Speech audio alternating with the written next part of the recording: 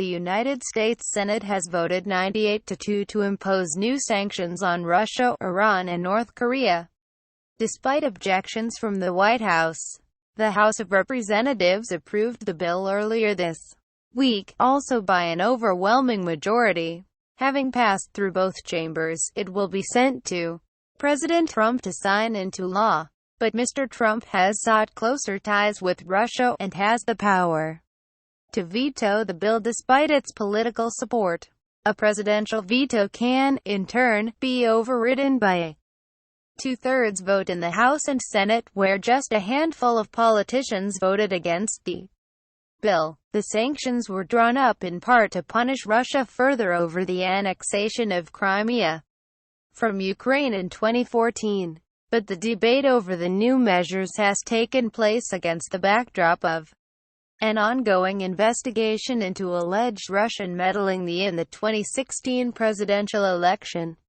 Mr. Trump has repeatedly denied the existence of any Russian involvement in the election to help his campaign, but political correspondents say an attempt to veto the new sanctions could fuel suspicion that he is too supportive of the Kremlin. The White House is also said to be particularly concerned over a provision in the new bill which would limit President Trump's ability to lift the sanctions. Under the legislation, he would be forced to consult Congress first.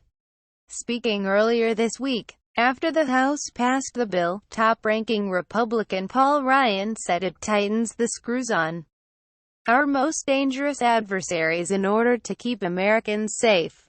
But the bill was criticized by some European countries which deal with Russian energy pipelines, which may fall foul of the new sanctions. It remains to be seen if the president will attempt to veto the bill.